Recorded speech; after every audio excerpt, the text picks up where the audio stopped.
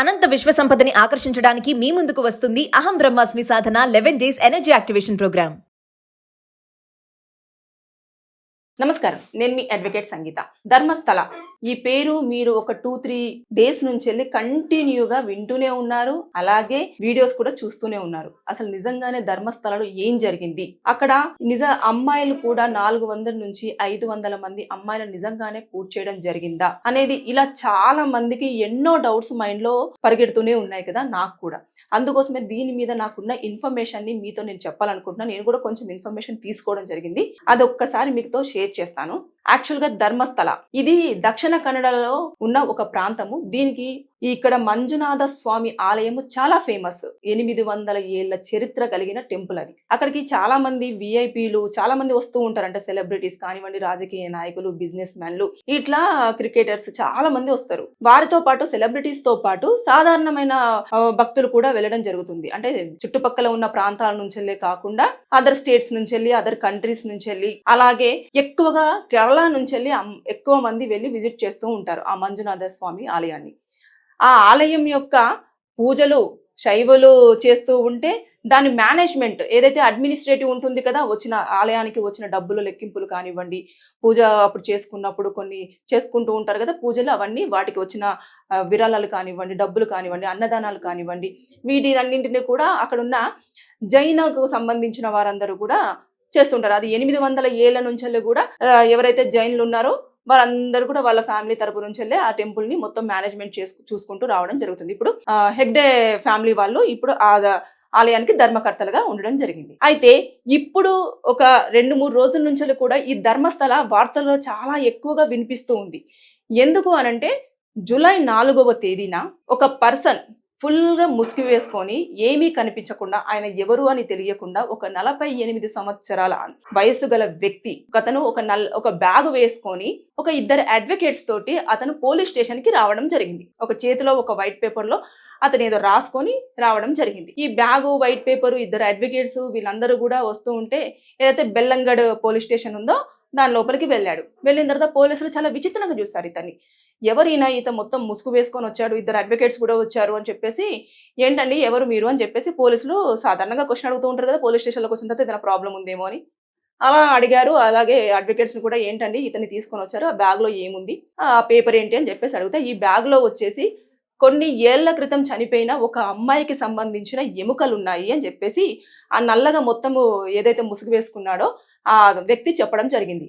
ఎముకలా అని చెప్పేసి వారు ఒక క్వశ్చన్ వేశారు. అంతేకాకుండా ఆ పేపర్ ఏంటి అంటే, ఏదో ఒక కంప్లైంట్ ఇవ్వడానికి వచ్చాను అని చెప్పేసి అన్న తర్వాత పోలీసులు, అదేంటి మరి అడ్వకేట్స్ అని అంటే, నేను అడ్వకేట్ సమక్షంలో నాకు రక్షణ కావాలి కాబట్టి నేను రావడం జరిగింది, నేను ఒంటరిగా నేను తిరగలేను, ఈ కంప్లైంట్ మాత్రం ఖచ్చితంగా నేను ప్రొటెక్షన్లో మధ్యలోనే నేను ఇవ్వాల్సిన పరిస్థితి నాది, నేను ఎవరు అనేది తెలిస్తే నేను బ్రతికి ఉండే ఛాన్సెస్ చాలా తక్కువగా ఉంటాయి అని చెప్పేసి ఆ వ్యక్తి ఆ పోలీసులకు చెప్పడం జరిగింది. జరిగిన తర్వాత అసలు కంప్లైంట్ ఏంటి అని అంటే తీసుకున్నారు పోలీసులు. ఆ కంప్లైంట్ కూడా చాలా క్లియర్ గా చాలా నీట్ గా మెన్షన్ చేశారు. ఎందుకంటే ఆ డ్రాఫ్టింగ్ అంతా కూడా అడ్వకేట్స్ ఆధ్వర్యంలోనే జరిగింది కాబట్టి పాయింట్ టు పాయింట్ ఏం జరిగింది ఏంటి అనేది వివరాలు అందులో రాశారు. అసలు ఆ కంప్లైంట్ ఏంటి అనేది ఒక్కసారి నేను మీకు చెప్తాను.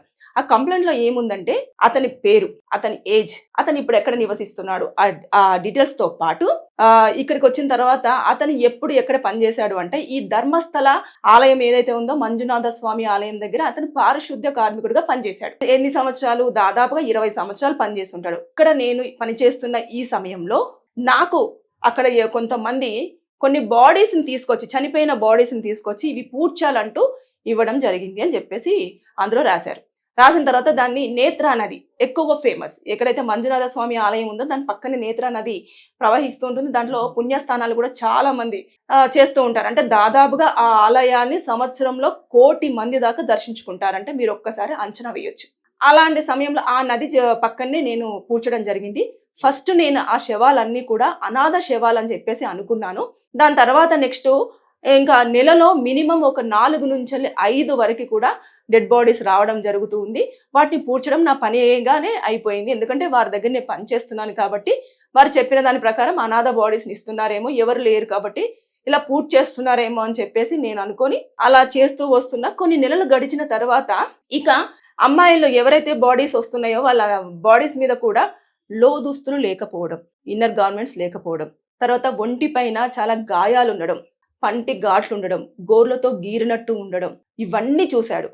కొన్ని ఫేస్ల మీదనైతే యాసిడ్ పోసి ఫేస్ మొత్తం లేకుండా చేయడం, ఇలాంటివన్నీ చూసిన తర్వాత అతనికి ఒక అనుమానం వచ్చింది. ఎందుకంటే మీన్ ఇన్నర్ గార్మెంట్స్ లేకుండా వారికి అక్కడ ఉన్న పార్ట్స్లలో కూడా చాలా ఇబ్బందికరంగా ఇలాంటివన్నీ కూడా చెయ్యడము చూసి ఇదేదో కొంచెం డిఫరెంట్ గా ఉంది, ఇది కరెక్ట్ కేసు కాదని చెప్పేసి అప్పుడు అతను ఏం చేశాడంటే, మీరు ఈ బాడీస్ని తీసుకొచ్చేటప్పుడు ఆలయం తరపు నుంచి కానివ్వండి, పోలీసుల వాళ్ళ దగ్గర నుంచి వెళ్ళి కానివ్వండి, మీరు దయచేసి నాకు ఒక లెటర్ తీసుకురండి, మీ బాడీలను పూడ్చడానికి మేము అన్ని అధికారాలు ఇస్తున్నాము అని చెప్పి, అప్పుడు నేను దాని మీద సంతకం చేస్తాను, నాకు ఎలాంటి సంబంధం లేదు, మీరు చెప్తేనే నేను ఈ పని చేస్తున్నాను నా వృత్తిలో భాగంగా అని చెప్పేసి ఆయన దాంట్లో మెన్షన్ చేస్తాను అని చెప్పాడు.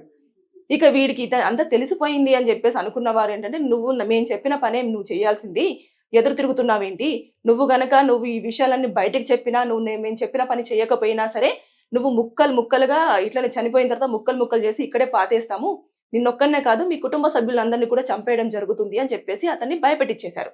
అతని స్తోమత వీళ్ళతో ఢీకొట్టే అంత లేదు, అతనికి అంత బ్యాక్గ్రౌండ్ కూడా లేదు. తర్వాత నెక్స్ట్ కొంచెము తక్కువ జాతికి సంబంధించిన అతను కూడా కాబట్టి ఎక్కడ సపోర్ట్ అందదన్న భయంతో ఇంకా వారు చెప్పిందే చేసేలాగానే ఇంకా అతని జీవనం అనేది ఇంకా అలా కంటిన్యూ అవుతూ వస్తుంది. కానీ అతను ఆ అమ్మాయిలను చూసిన అంటే అన్ని ఫిమేల్ డెడ్ బాడీసే చాలా హీనంగా చాలా దీనమైన స్థితిలలో రావడం జరుగుతుంది. ఇంకా కొంతమంది అయితే ఇంకా కొన ఊపిరితో కూడా ఉండడం జరిగిందంట. అంటే ఊపిరి కొంచెము పీల్చుకుంటున్నా కూడా ఏం అవసరం లేదు, బ్రతికించేది ఏం లేదు, పూడ్చేసేయని చెప్పేసి బ్రతుకుండంగానే కొంతమందిని పూడ్చిన సందర్భాలు కూడా ఉన్నాయని చెప్పేసి అందులో మెన్షన్ చేశాడు. ఒక అమ్మాయి, చిన్న పాప 12 సంవత్సరాల అమ్మాయి స్కూల్ యూనిఫామ్ లో అసలు ఎలాంటి ఇన్నర్ గార్మెంట్స్ లేకుండా ఆ అమ్మాయిని తీసుకొచ్చేసి ఒక పెట్రోల్ బంక్ దగ్గర మొత్తం ఇదంతా కూడా ఒంటి మీద గాయాలు ఉన్నాయి, కొరికిన ఘాట్లు ఉన్నాయి, ఆ ఇట్లా చెంప మీదకెళ్ళి కొడితే అచ్చులు పడిన ఫింగర్ ప్రింట్స్ ఉన్నాయి, ఇవన్నీ ఉన్నాయి. చిన్న పాప 12 సంవత్సరాలు, ఆమె స్కూల్ బ్యాగుతో సహా తీసుకెళ్లి పూడ్చిపెట్టమని చెప్పేసి అన్నారు. అతను చాలా హృదయం కలిచివేసింది, చాలా ఇబ్బందిగా అతను ఫేస్ చేశాడు. కానీ ఆయన చేయాల్సిన పరిస్థితి, ఇంకా తప్పదు, అతనికి ఉన్న సోర్స్ అదొక్కటే. దాంతో పాటు ఇంకా దానికంటే ముందు 2003లో ఎవరైతే ఒక అనన్య భట్ అని చెప్పేసి ఒక అమ్మాయి, తను మెడికల్ స్టూడెంట్, ఫ్రెండ్స్ తో అందరితో కలిసి ఎక్స్కర్షన్ కి రావడం జరిగింది. అంటే కొంచెం విజిట్ చేస్తూ ఉంటారు కొంతమంది, గ్యాదర్ అయిపోయి మనము వెళ్దాము ఈ ప్లేసెస్ విజిట్ చేద్దాం అని చెప్పేసి అన్న తరుణంలో రావడం జరిగింది. ఆ పాప వచ్చిన తర్వాత ఇక్కడికి వచ్చి ఆ మంజునాథ స్వామి ఆలయంకి వెళ్ళడం, దేవుని దర్శించుకోవడం అంతా అయిపోయిన తర్వాత అక్కడి నుంచి షాపింగ్కి వెళ్ళారు. వెళ్ళిన తర్వాత అక్కడ ఇంకా కొంచెం షాపింగ్ చేస్తున్న టైంలోనే ఈ అనన్య బట్ మిస్ అవ్వడం జరిగింది. వెయిట్ చేశారు, చూసారు, ఇంకా సర్లే తిను వస్తుందేమో, ఇంకా మేబీ తను ఎక్కడికైనా వెళ్ళిందేమో అని చెప్పేసి వాళ్ళందరూ కూడా మళ్ళీ రిటర్న్ వాళ్ళ కాలేజ్కి వెళ్ళిపోవడం, వాళ్ళ హాస్టల్కి వెళ్ళిపోవడం జరిగింది. కానీ ఈ విషయాన్ని అక్కడ ఉన్న ఎవరైతే వార్డెన్ ఉంటుందో వార్డెన్కి చెప్పలేదు వీళ్ళు. వార్డెన్ ఒక 3 days తర్వాత ఎవరైతే అనన్య భట్ ఉన్నారో ఆ అనన్య భట్ వాళ్ళ మదర్కి ఫోన్ చేశారు, సుజాత భట్కి ఫోన్ చేసి, మీ అమ్మాయి 3 days నుంచి వెళ్ళి హాస్టల్లో స్టే చేయట్లేదు, అక్కడ ఎక్కడికి వెళ్ళిందండి, రావట్లేదు అని చెప్పేసి వాళ్ళ అమ్మను అడిగితే, అదేంటి అక్కడే ఉంది కదా అని చెప్పేసి ఆవిడ అప్పుడు వాళ్ళ ఫ్రెండ్స్కి ఫోన్ చేసింది.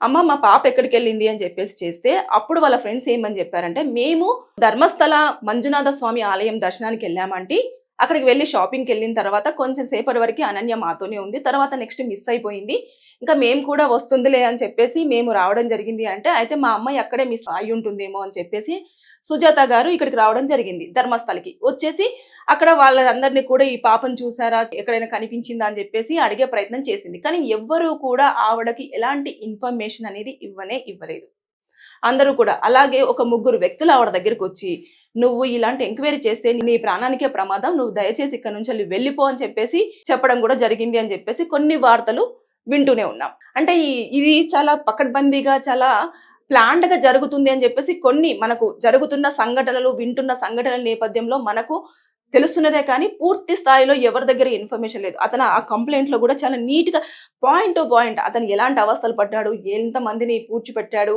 ఎక్కడెక్కడ ఎలాంటి బాడీస్ ని ఆయనకు హ్యాండ్ ఓవర్ చేశారు, ఇవన్నీ కూడా చెప్తూ వస్తూ ఉన్నారు అన్నట్టు. అయితే ఆ రాసేసి కింద కూడా మెన్షన్ చేసిన తర్వాత వాళ్ళ అమ్మ వెళ్ళిపోవడం జరిగింది, ఇంకా దొరకదు అని చెప్పేసి వెళ్ళిపోవడం జరిగింది, అంతా అయిపోయింది. ఇలా అవుతున్న టైంలో సడన్ గా ఇప్పుడు ఈ వ్యక్తి దానికి అంతటికి అంటే అతనికి ఒక గిల్టీనెస్ అంట. అంటే ఇంతమంది అమ్మాయిలు చనిపోయారు, దయచేసి వారికి అన్న సరైన కరణం జరగాలి, లేదు అనుకుంటే ఆ ఎముకలను ఇచ్చినా కూడా వారు ఏదో ఒక రూపంగా వారికి వాళ్ళు శాస్త్రోబద్ధంగా వారికి చేయాల్సినవన్నీ చేస్తారు కదా అని చెప్పేసి తను చాలా గిల్ట్గా ఫీల్ అయిపోయి ఇప్పుడు తెర మీదకి రావడం జరిగింది. ఆ తెర మీదకి రావడానికి ముందు ఎవరు అతన్ని ఐడెంటిఫై చేయని ప్లేస్కి, అతనంటే ఎవరో గుర్తుపట్టని ప్లేస్కి వెళ్ళేసి అక్కడ ఆయన లైఫ్ని లీడ్ చేస్తూ వస్తున్నారు. అయితే మొన్న రీసెంట్గా సౌజన్య అనే ఒక అమ్మాయి బాడీ వాటర్లో దొరకడం జరిగింది. సో అక్కడ అవన్నీ కామను అని చెప్పేసి కొంతమంది వచ్చారు, తెర మీదకి వచ్చారు, వాళ్ళు చెప్తూ ఉన్నారు, మాయమైపోతూ ఉన్నారు. అంటే వారు అసలు ఈసారి కోర్టుకు వచ్చిన వాళ్ళు నెక్స్ట్ టైం వాళ్ళు శవమై తేలిపోతున్నారు అన్నట్టు. అంటే అంత పకడ్బందీగా వారు ఎప్పటికప్పుడు ఇన్ఫర్మేషన్ తీసుకొని వారిని బయటికి రానివ్వకుండా, ఆ న్యూస్ని బయటికి రాకుండా ఎక్కడికక్కడికి దాన్ని క్లోజ్ చేస్తూ ఉన్నారు. ఇదంతా రాసి కింద ఇంకొక నోట్ రాశాడు. ఏమనంటే, నేను చెప్పినట్టుగా గనక మీకు ఆ నేత్రా నది ఒడ్డు పక్కన శవాలకు సంబంధించిన ఎముకలు గనక దొరకకపోతే మీరు నా మీద కేసు ఫైల్ చేసి నాకు ఏ శిక్ష అంటే ఆ శిక్ష వేయడానికి మీకు అన్ని రైట్స్ నేను ఇస్తున్నాను అని చెప్పేసి కూడా కింద రాశాడు. రాసిన తర్వాత ఇన్ని రాసినా కూడా పోలీసులు ఫస్ట్ చేయాల్సింది ఏంటి? సరే, అతని మెంటల్ కండిషన్ బాగుందో బాగాలేదో సెకండరీ. తర్వాత అతను హైప్ కోసమో లేకపోతే మీడియాలో అతనికి అంటూ ఒక గుర్తింపు రావాలని చెప్పేసి చేస్తున్నాడు అనేది కూడా పక్కన పెట్టచ్చు. అంటే ఇవన్నీ చూసినా కూడా వాళ్ళకి గుర్తింపు కావాలనుకున్నాడు అనుకో, ఆయన ఫేస్ కవర్ చేసుకోవాల్సినంత అవసరం లేదు. ఫేస్ మొత్తం రివీల్ చేసి నేను ఇది అని చెప్పేసి చెప్పడానికి ఉండొచ్చు.